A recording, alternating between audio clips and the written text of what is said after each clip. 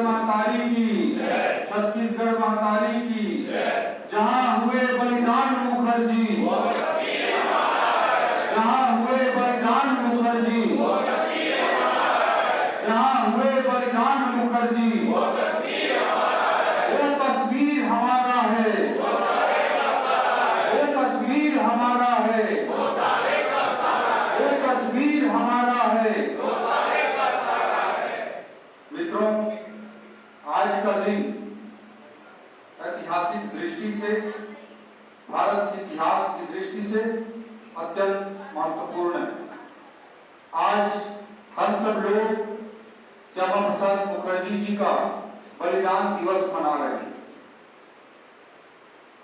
मित्रों, इतिहास में महान व्यक्ति वही होता है जो अपने कृत्यों से अमरत्व को प्राप्त करता है। जीवन तो सब जीते हैं, किसी को 50 साल, किसी को 60 साल, किसी को 80 साल, किसी को 90 साल, किसी को 20-30 साल।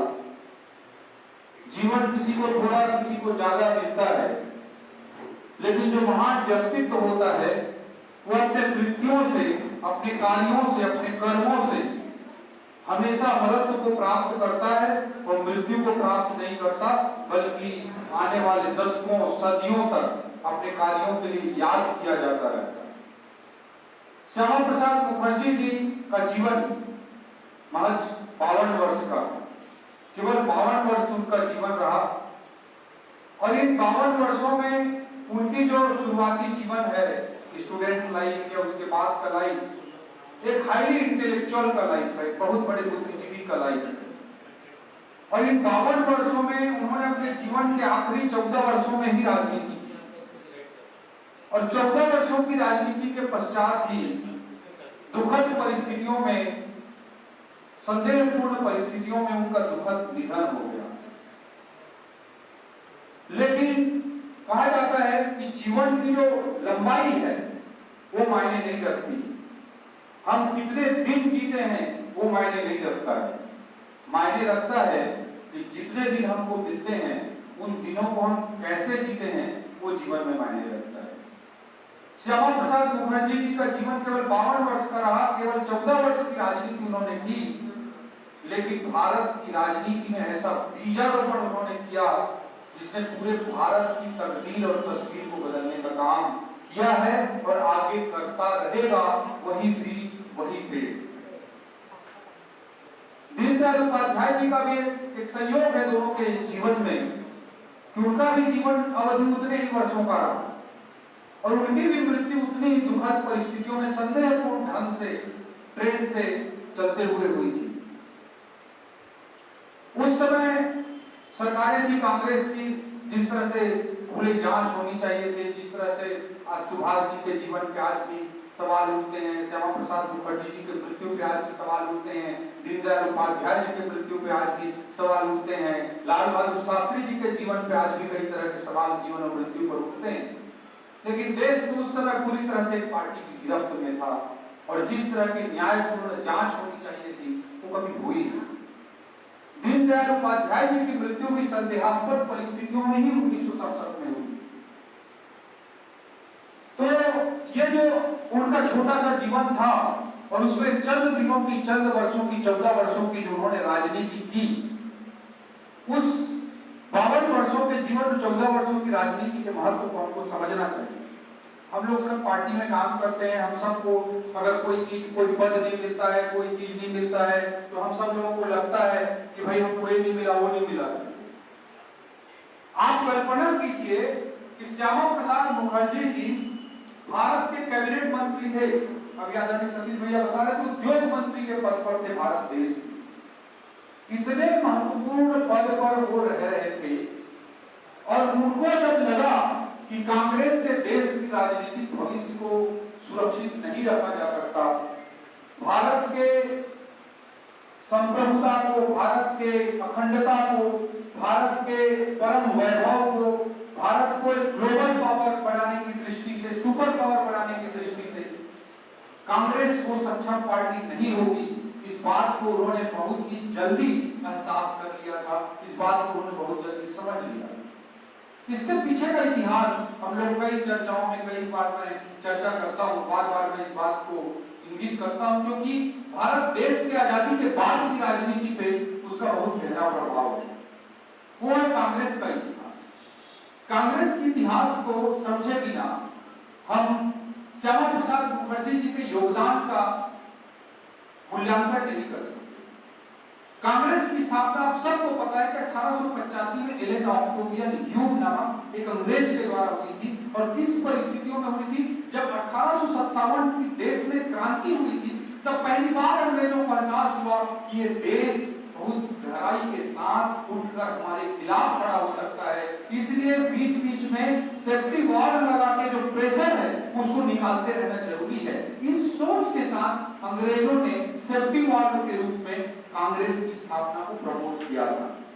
और कांग्रेस की स्थापना एलन ऑक्टेवियन ह्यूम नाम के व्यक्ति ने की। और आज भी उस पार्टी का नाम एक अंग्रेजी नाम है, इंडियन नेशनल कांग्रेस, आईएनसी।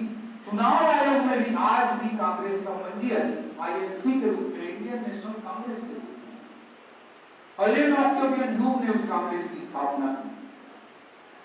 धीरे धीरे उसमें बहुत अच्छे लोग जुड़े, क्योंकि बात जो वहां पे शुरू में सेफ्टी वॉल के प्रेशर के रूप में जो दबाव को निकालने के लिए कांग्रेस के रूप में हुई थी। सेफ्टी वॉल आप सब समझते होंगे, दीदी लोग समझते होंगे। आप सब लोग खाना खाते हैं तो कुकर का इस्तेमाल करते हैं, उसमें बीच ऊपर में सेफ्टी वॉल लगा रहता है। कुकर में प्रेशर बढ़ता है तो फट से ऊपर चला जाता है और सारा हवा निकल जाता है।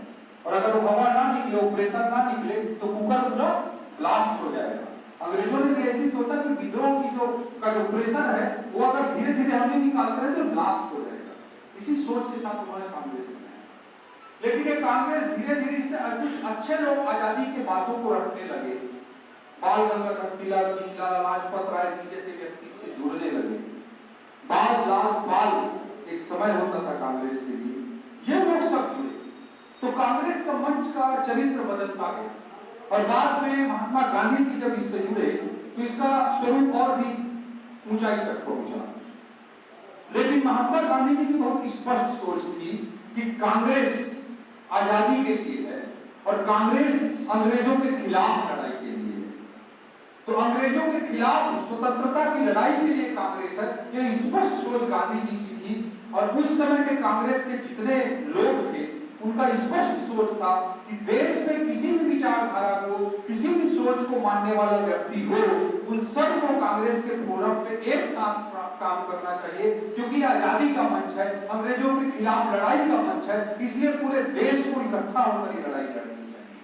ये सोच गांधी जी की और उस समय के कांग्रेस के बड़े नेताओं की। इसलिए हम देखते हैं कि कांग्रेस के अंदर बाल गंगाधर तिलक जी जैसे व्यक्ति भी आते हैं जो पूरी प्रखरता के साथ कहते हैं कि स्वराज मेरा जन्म सिद्ध अधिकार है और मैं उसे लेकर रहूंगा। कांग्रेस में उस समय नरम दल बनता है तो गरम दल भी रहता है, लेकिन सबकी सोच थी कि हम लोग, चूंकि लड़ाई अंग्रेजों के खिलाफ है, चूंकि ये लड़ाई स्वतंत्रता के लिए है, इसलिए हमको अपने विचारों को, वैचारिक मतभेदों को भी भुलाकर एक साथ काम करना चाहिए। ये सोच थी उस समय के लोगों की। सभी विचारधारा के लोग उसमें काम करते थे। मदन मोहन मालवीय जी जिन्होंने बनारस हिंदू विश्वविद्यालय की स्थापना की, जो हिंदुत्व की सोच के परम पुरोधा थे, वो कांग्रेस के अध्यक्ष रहे। आरएसएस राष्ट्रीय स्वयंसेवक संघ के संस्थापक डॉक्टर साहब भी कांग्रेस से जुड़े रहे। 1942 में भारत छोड़ो आंदोलन में अटल बिहारी वाजपेयी जी की सक्रिय भूमिका रही। इन सब लोगों की सोच थी कि हमारे विचार जिस भी तरह के हों, लेकिन चूंकि आजादी की लड़ाई है, इसलिए हमको कांग्रेस के मंच पर साथ देना है, कांग्रेस के साथ लड़ाई लड़नी है। और ये वो कांग्रेस नहीं है जो आज पप्पू वाला कांग्रेस हम देखते हैं, उसको हाईजैक किया गया। जब देश को जब आजादी मिली तो गांधी जी की बहुत स्पष्ट सोच थी कि कांग्रेस के राजनीतिक अस्तित्व को समाप्त कर दिया जाना चाहिए और कांग्रेस को सामाजिक सेवा के मंच के रूप में उपयोग किया जाना चाहिए। क्योंकि इस कांग्रेस का निर्माण आजादी के लिए था, अंग्रेजों के खिलाफ लड़ाई के लिए था, इसलिए जब आजादी मिल गई, जब अंग्रेजों को हमने भगा दिया, तब इस कांग्रेस का राजनीतिक उपयोग आगे स्वतंत्र भारत में नहीं होना चाहिए। ये गांधी जी की स्पष्ट सोच थी। और उस समय हम देखते हैं कि विनोबा भावे जी जैसे लोग हैं, जयप्रकाश नारायण जी जैसे लोग थे। जयप्रकाश नारायण जी को एक प्रधानमंत्री, देश का डिप्टी प्राइम मिनिस्टर का पद ऑफर हुआ था, लेकिन उन्होंने उप प्रधानमंत्री बनना स्वीकार नहीं किया। उन्होंने कहा कि हम कांग्रेस में काम करते थे, हम आजादी के लिए काम करते थे, अंग्रेजों के खिलाफ लड़ाई लड़ते थे, वो लड़ाई पूरी हो गई, अब हमको भारत के सामाजिक निर्माण में लगना है। और वो व्यक्ति डिप्टी प्राइम मिनिस्टर के उप प्रधानमंत्री के पद को छोड़कर बिहार के अपने गांव में चला गया। और बात का इतिहास अलग है। आप सब लोग जानते हैं कि जब इमरजेंसी लगी, पूरे देश में इंदिरा गांधी जी का अत्याचार चला, तानाशाही चली, तो वो 75 साल का बूढ़ा आदमी उठकर खड़ा हुआ और उसने उस जमाने में फिर से कांग्रेस की इंदिरा गांधी जी की सत्ता को उखाड़ करके दिया। तो ऐसे व्यक्तित्व जो थे कांग्रेस में, वो राजनीतिक भूमिका निभाने के बजाय सामाजिक भूमिका में लग गए। लेकिन गांधी जी जो चाहते थे कि राजनीतिक रूप से भारत कांग्रेस मुक्त होना चाहिए। आज अमित शाह जी जब बोलते हैं या नरेंद्र मोदी जी बोलते हैं कि कांग्रेस मुक्त भारत का निर्माण करेंगे, तो मैं बोलता हूं कि राजनीतिक रूप से कांग्रेस मुक्त भारत की सोच अगर किसी व्यक्ति ने सबसे पहले रखी थी तो महात्मा गांधी जी ने रखी थी। और जब अमित शाह जी जैसे लोग बोलते हैं कि हमको कांग्रेस मुक्त भारत बनाना है, तो एक तरह से उस समय जो राजनीतिक साजिश करके कांग्रेस का राजनीतिक उपयोग हुआ था, उसी का हम गांधी जी की सोच को आगे बढ़ाने का काम करते हैं। तो ऐसी परिस्थितियों में कांग्रेस का राजनीतिक उपयोग गांधी जी नहीं चाहते थे, लेकिन कांग्रेस का राजनीतिक उपयोग हुआ और कांग्रेस धीरे धीरे नेहरू जी के, फिर इंदिरा जी के, फिर संजय गांधी जी के, फिर राजीव गांधी जी के, फिर राहुल गांधी जी के, फिर पता नहीं प्रियंका गांधी वाड्रा का नंबर आ जाएगा, फिर पता नहीं रॉबर्ट वाड्रा का नंबर आ जाएगा, फिर पता नहीं उनके बेटे बेटियों का नाम याद है कि प्रियंका गांधी के, रेहान वाड्रा और विराया वाड्रा, इन लोगों का नंबर आ जाएगा।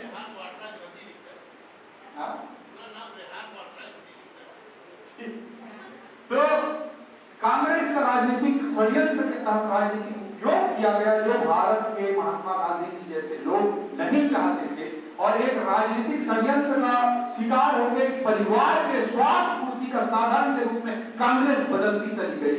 और इस बात को सबसे पहले किन्हीं लोगों ने जो महसूस किया वो थे श्यामा प्रसाद मुखर्जी जी जैसे लोग।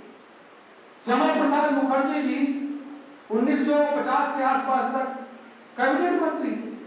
उन्होंने इस बात को महसूस कर लिया कि भारत के साथ भारत को जिस तरह से आगे बढ़ाने के लिए जिस तरह से होना चाहिए वो नहीं हो रहा है। इस सोच के कारण उन्होंने कैबिनेट मंत्री के पद को त्याग पत्र दिया। और अभी सतीश भैया बता रहे थे कि उन्होंने चंद लोगों के साथ जनसंघ की स्थापना की। वो विजुलाइज करके रहे थे। जो भी महान व्यक्तित्व होता है वो क्रांत दृष्टा व्यक्तित्व होता है। क्रांत दृष्टा व्यक्तित्व उसे हम कहते हैं जिसकी दृष्टि समय की सीमाओं को लांघ जाए, जो व्यक्ति भविष्य को एंटिसिपेट कर सके, जिसका एक विजन हो कि आज से 20 साल 30 साल 40 साल बाद देश में क्या होगा। ऐसा क्रांत दृष्टा व्यक्तित्व श्यामा प्रसाद मुखर्जी जी का था। और उन्होंने महसूस किया कि आने वाले समय में कांग्रेस स्वार्थ पूर्ति का साधन बन जाएगी। इसलिए उन्होंने निर्णय लिया कि मुझे पद की लालसा को, कुर्सी के लोभ को छोड़ना चाहिए और एक नई पार्टी बनाकर भारत, स्वतंत्र भारत के लिए एक बेहतर राजनीतिक विकल्प तैयार करना चाहिए। इसलिए उन्होंने कुर्सी के लोभ को छोड़कर जनसंघ की स्थापना की। और उस स्थापना के पीछे, उस विजन के पीछे स्वार्थ नहीं था, बल्कि देश को आगे बढ़ाने की एक भविष्य की चेतना थी, भविष्य का एक विजन था, एक फ्यूचरिस्टिक विजन था। उसी कारण से बढ़ते बढ़ते बढ़ते बढ़ते वो पार्टी आज भारतीय जनता पार्टी के रूप में न केवल देश की बल्कि दुनिया की सबसे बड़ी पार्टी बन गई। वो पार्टी जिसे 1951 के आम चुनाव में, पहले चुनाव में मात्र 3 सीट मिला था, 1984 के चुनाव में केवल 2 सीटें मिली थी। वो पार्टी की सोच थी, उदार सोच थी, बड़ी सोच थी, एक सपना था भारत को आगे ले जाने का। उसको धीरे धीरे भारत देश की जनता ने समझा और आज पूर्ण बहुमत के साथ नरेंद्र मोदी जी के नेतृत्व में वो पार्टी आज भारत देश की सरकार चला रही है। मित्रों, इस तरह का सोच, इस तरह का विजन एक महान व्यक्तित्व में ही हो सकता है। श्यामा प्रसाद मुखर्जी जी का मैं पहला योगदान मानता हूँ, सबसे बड़ा योगदान मानता हूँ कि उन्होंने अपने स्वार्थ से, अपने कुर्सी के लोग से ऊपर उठकर इस देश को एक राजनीतिक विकल्प देने का काम किया।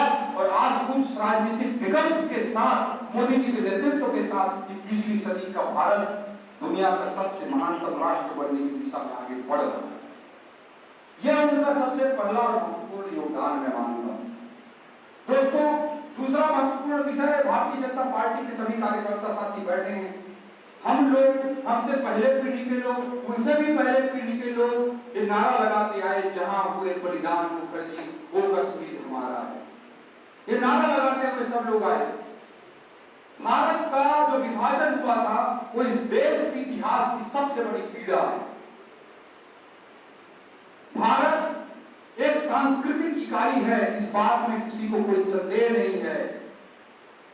इकबाल तक ने लिखा है, यूनान, मिस्र, रोमा सब मिल गए जहां से कुछ बात है कि हस्ती मिटती नहीं हमारी। इकबाल तक को लिखा ने लिखा। जब ये बात लिखा गया कि पूरी दुनिया में इतनी, आज हम बात करते हैं यूरोप को डेवलप्ड नेशन मानते हैं, अमेरिका को डेवलप्ड कंट्री मानते हैं, इस तरह की सोच हम रखते हैं। इस परिस्थिति में महत्वपूर्ण है, हम सबको समझना महत्वपूर्ण है कि भारत देश की जो सभ्यता है, जो संस्कृति है, जो पुरातन वैभव है, वो सबसे पुरानी और सबसे महान है। इस भारत ने पूरी दुनिया को हर दृष्टिकोण से योगदान दिया। साइंस की दृष्टि से मैं देखूं तो आप कल्पना कीजिए, इनोवेशन की बात होती है आज, बड़े बड़े वैज्ञानिक खोजों की, आविष्कारों की बात होती है आज। इस दुनिया में सबसे बड़े जो आविष्कार हुए साइंस की दृष्टि से, उनमें वन ऑफ द बिगेस्ट जो रिसर्च था वो जीरो की खोज थी, शून्य की खोज। पूरी दुनिया को जीरो देने का अगर काम किसी ने किया तो भारत देश ने किया, भारत की सभ्यता, भारत की संस्कृति ने किया। उसके पहले आप कल्पना कीजिए, मैथमेटिक्स पढ़ाते थे हम लोग, गणित पढ़ते थे तो एक रोमन पद्धति स्कूल में बताते थे। हम जो पढ़ते हैं आज, पूरी दुनिया जो मैथमेटिक्स पढ़ती है उसको डेसिमल पद्धति बोलते हैं, दशमलव पद्धति बोलते हैं, जो जीरो पर आधारित है। और 10 उसमें 0 0 लगकर होता है, 10, 100, 1000 ऐसे होता है। उसके पहले पूरी दुनिया में, यूरोप में रोमन सभ्यता उस समय जो थी, उसमें रोमन सिस्टम था। रोमन सिस्टम में कैसे होता था, 3 लिखना है तो 3 डंडा लगाओ, 4 लिखना है तो 1 डंडा और V बनाओ, 8 लिखना है तो 1 V और 3 डंडा लगाओ, इस तरह से होता था। 10 लिखना है तो X लगाओ, इस तरह से होता था। भारत ने शून्य देने का काम दुनिया को किया। इतने बड़े बड़े साइंटिफिक योगदान भारत ने दुनिया को दिया। आज हम हार्वर्ड विश्वविद्यालय की बात करते हैं, आज हम ऑक्सफोर्ड की बात करते हैं। दोस्तों, भारत देश में जो नालंदा विश्वविद्यालय था, तक्षशिला विश्वविद्यालय था, वो आज के हार्वर्ड और ऑक्सफोर्ड से कई गुना ज्यादा फेमस और महत्वपूर्ण ग्लोबल एजुकेशन इंस्टीट्यूशंस थे, वैश्विक शैक्षणिक संस्थान थे, जो नालंदा, जो तक्षशिला, इस तरह के विश्वविद्यालय थे। पूरी दुनिया को हर दृष्टिकोण से, धर्म संस्कृति की दृष्टि से मैं बोलूं तो आप सब लोगों को, हम सब लोगों को गर्व होना चाहिए कि हमारे इतिहास में अशोक जैसा सम्राट पैदा हुआ, गौतम बुद्ध, महावीर स्वामी जैसे विचारक पैदा हुए, और गौतम बुद्ध जैसे विचारकों ने जो बुद्धिज्म का दर्शन दिया, जो सोच दिया, उसको अशोक जैसे लोगों ने पूरी दुनिया में प्रसारित किया। आज के तरह जबरन धर्म परिवर्तन की तरह नहीं, सब लोगों ने स्वेच्छा से अपने धर्म को स्वीकार किया, उस बुद्धिज्म को स्वीकार किया।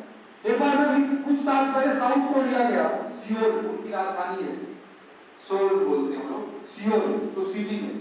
जब हम लोग वहां पे गए तो हमारे साथ उत्तर प्रदेश में का एक IAS हमारा बैचमेट है, लोकेश करके, उस समय कुशीनगर का कलेक्टर था।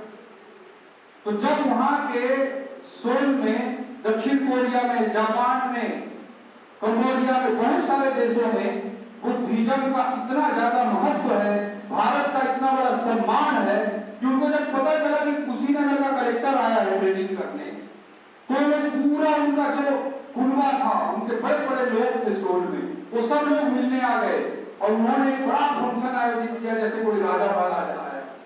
अब लोग उसके पीछे पीछे खड़े थे।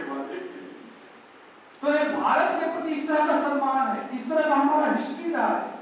तो हम वैज्ञानिक दृष्टि से देखें, हम धार्मिक दृष्टि से देखें, हम शैक्षणिक दृष्टि से देखें, भारत एक महानतम राष्ट्र रहा है। और अर्थव्यवस्था की मैं बात करूं, आज हम देखते हैं कि अमेरिका 50-100 साल से सबसे पावरफुल कंट्री आर्थिक दृष्टि से, या कुछ दिनों से चाइना बहुत तेजी से उभर रहा है, या कुछ दिन 100-200 साल तक ब्रिटेन बड़ी आर्थिक शक्ति रहा।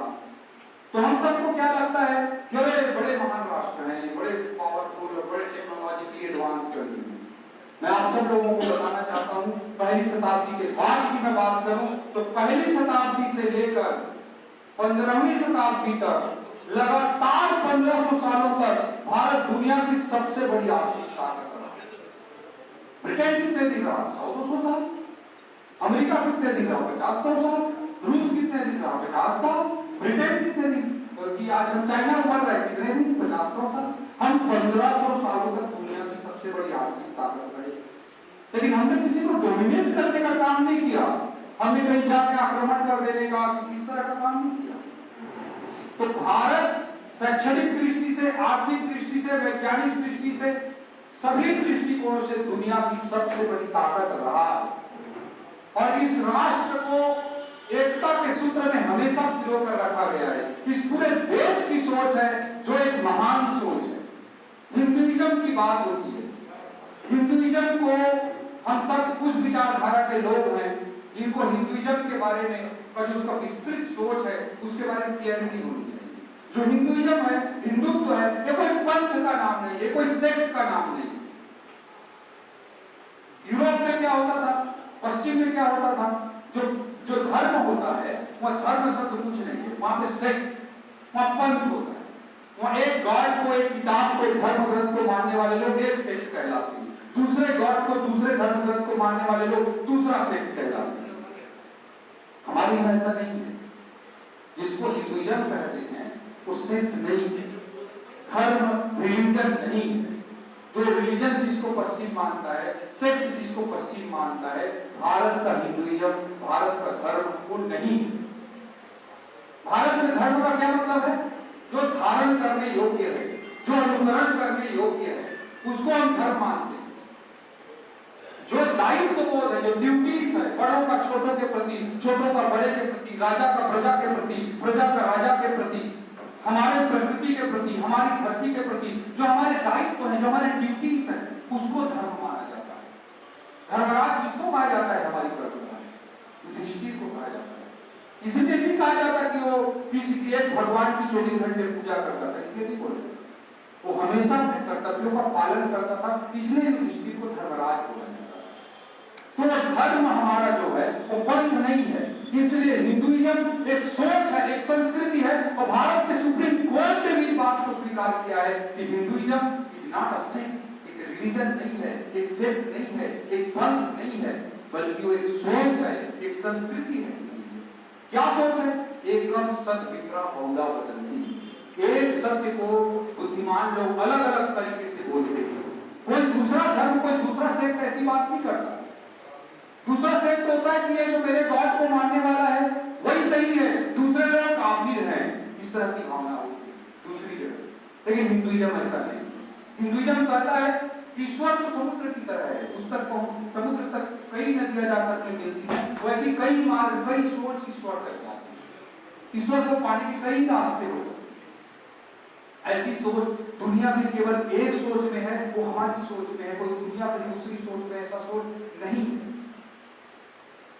आप शिव की पूजा कर सकते हैं, मैं दुर्गा जी की पूजा कर सकता हूँ, विष्णु जी की पूजा कर सकते हैं, गुरुपाल भैया गुरु नानक जी की पूजा कर सकते हैं, अलग अलग किसी की पूजा कर सकते हैं। ये सोच है।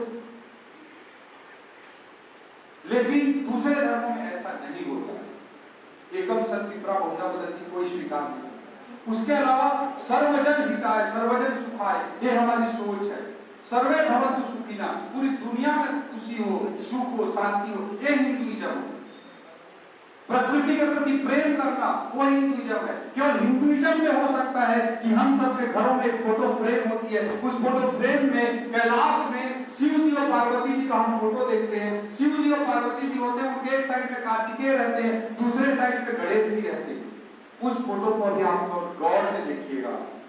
एक साइड शिव जी का वाहन बैल बैठा रहता है, दूसरी ओर पार्वती जी का वाहन शेर बाघ बैठा रहता है, शेर बैठा रहता है। शेर बैल को खा जाता है, लेकिन हमारी कल्पना में दोनों एक साथ रह सकते। ऊपर में हम देखेंगे तो शिव जी के गले में सांप होता है, वहीं पे कार्तिकेय उसी के बगल में गणेश जी का वाहन चूहा होता है। चूहा को सांप खा जाता है, लेकिन हमारे फोटो फ्रेम में चूहा और सांप एक साथ दिख सकते हैं। और उसी सांप के बगल में कार्तिकेय जी का वाहन मयूर होता है, मोर होता है। मोर जबकि सांप को खा जाता है। तो बैल के साथ शेर की कल्पना, चूहा के साथ सांप की कल्पना, सांप के साथ मोर की कल्पना, ये केवल हमारी संस्कृति में संभव है। इस तरह की महान सांस्कृतिक परंपरा को, इस तरह के भारतत्व को अगर किसी ने बाधित किया, किसी ने खंडित किया, तो आजादी के बाद अंग्रेजों ने और कांग्रेस की उस मानसिकता ने किया जिसने द्विराष्ट्र के बीच को इस देश में रोपित करने का पाप। इस देश को मजहब के आधार पर कभी नहीं बांटा जा सकता था। सौ नहीं हजारों सालों से एक देश, यह देश एक था कि जियो कल्चरल एक यूनिट थी, जिसमें एक तरह की सोच थी, एकता के सूत्र थे, अलग अलग भाषा बोलने वाले सब लोग एक साथ रहते थे, अलग अलग पंथ को मानने वाले लोग एक साथ रहते थे। लेकिन इस राष्ट्र में द्विराष्ट्रवाद के बीज को बोने का काम अंग्रेजों ने किया और उसको कहीं न कहीं समर्थन करने का काम कांग्रेस ने किया। इस बात से श्यामा प्रसाद मुखर्जी जी को बड़ा दुख, इस देश को मजहब के आधार पर बांटने का बड़ा गम। और जब कश्मीर बना तो कश्मीर में 370 लागू किया गया, ये उनके लिए बहुत बड़ी पीड़ा। उस समय परमिट राज था, बिना परमिट लिया कश्मीर की धरती पर कोई कदम नहीं रख सकता। श्यामा प्रसाद मुखर्जी जी ने कहा, मेरा भारत एक है। कश्मीर से कन्याकुमारी के कितने कविताएं हम एक साथ पढ़ते आए हैं। इस देश की एकता पूरी तरह से एकता के सूत्र में एक एक क्षेत्र बंधा हुआ है। इसलिए कश्मीर को अलग विधान, अलग निशान, अलग प्रधान देने के पूरी तरह से खिलाफ थे।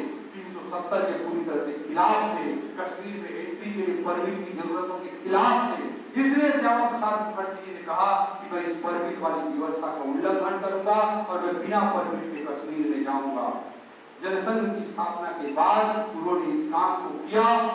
और जब वो कश्मीर में जा रहे थे तो उन्हें पंजाब में गिरफ्तार किया जा सकता था, और पंजाब में जब गिरफ्तार कर लिया जाता तो देश के जो उस समय की अदालतें थी उनके कार्य क्षेत्र में आता उनकी गिरफ्तारी, और इसलिए उनको तत्काल जमानत दी जाती। इसलिए एक साजिशपूर्ण ढंग से, एक षड्यंत्रपूर्ण ढंग से श्यामा प्रसाद मुखर्जी जी को कश्मीर की धरती में प्रवेश करने दिया गया। और जब प्रवेश किए तो उनको फिर जेल के सलाखों में डाला गया और उनकी दुखद परिस्थितियों में रहस्यमय ढंग से उनकी अनायास मृत्यु हुई, जो हम सब के लिए बहुत पीड़ादायक और बहुत दर्दनाक। और अटल बिहारी वाजपेयी जी का कभी इंटरव्यू सुनिएगा, यूट्यूब में अवेलेबल है। वो कहते हैं राजनीति में अपने आगमन के बारे में, मैं तो पत्रकार था, मैं तो कवि था, राजनीति के बारे में मेरे को कोई लेना देना ज्यादा नहीं था। ये अटल जी की सोच थी। और वो कहते हैं कि जब मैं श्यामा प्रसाद मुखर्जी जी के साथ गया था, एक पत्रकार के रूप में गए थे, और श्यामा प्रसाद मुखर्जी जी उनको बीच रास्ते से बोले कि जाओ अटल, तुम वापस जाओ और दुनिया को बता दो कि बिना परमिट के श्यामा प्रसाद मुखर्जी कश्मीर में प्रवेश कर रहा है। उन्होंने वापस कर दिया। और जब श्यामा प्रसाद मुखर्जी जी की संदेहास्पद मृत्यु हुई तो अटल जी कहते हैं कि उस मृत्यु से इतना उद्वेलित हुआ कि मैं अपनी राजनीति में आने का मन बना। तो महान व्यक्तित्व ऐसे होते हैं, वो खुद महान, एक जो जितने बड़े नेता होते हैं वो अपने आसपास बहुत सारे नेता पैदा करते हैं। असली व्यक्तित्व है जो अपने आसपास, अपने आगे पीछे बहुत सारे लोगों को खड़ा करते, पैदा करते हैं। ऐसे व्यक्तित्व से श्यामा प्रसाद मुखर्जी जी ने, जिनके जीवन की घटना ने, जिनकी मृत्यु ने, जिनकी सोच ने अटल बिहारी वाजपेयी जी जैसा नेता पैदा किया। संदेहास्पद परिस्थितियों में श्यामा प्रसाद मुखर्जी जी की मृत्यु हुई, हम सब के लिए बहुत पीड़ादायक है। लेकिन उस नारे को लगातार लगाते आते रहे भारतीय जनता पार्टी के लोग। इस देश में कांग्रेस सत्ता पे काबिज रही, लेकिन सत्ता से अलग एक किनारे में इस देश में भारतीय जनता पार्टी के लोग, राष्ट्रवादी सोच के लोग, उस सोच को जिंदा रखे हुए चलते रहे। 1984 में पार्टी 2 सीटों तक पहुंच गई, लेकिन उस सोच को आप लोगों ने नहीं मरने दिया। इसलिए हम सब के पूर्वजों को, भारतीय जनता पार्टी की सोच के समाहकों को आज मैं नमन करना चाहता हूँ कि श्यामा प्रसाद मुखर्जी जी की उस सोच को हमेशा जिंदा रखकर आगे बढ़ा।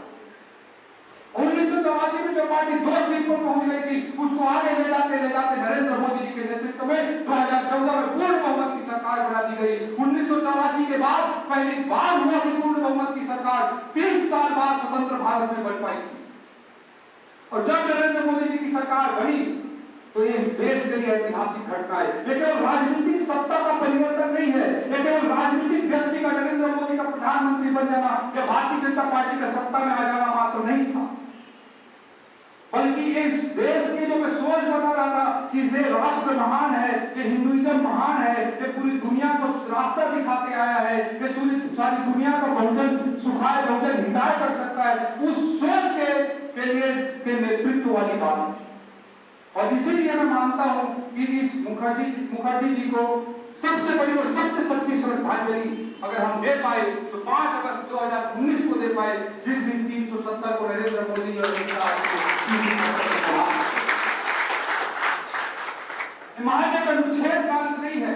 संविधान में अनेक धाराएं बदलती रहती हैं, अनेक संशोधन होते रहते हैं, 100 से कई ज्यादा संशोधन हो गए। वो यूपीएससी आईएएस की तैयारी करते थे तो उसको रट के आप थक जाते, लेकिन 370 का संशोधन, 370 को हटाना महज एक संवैधानिक संशोधन नहीं था।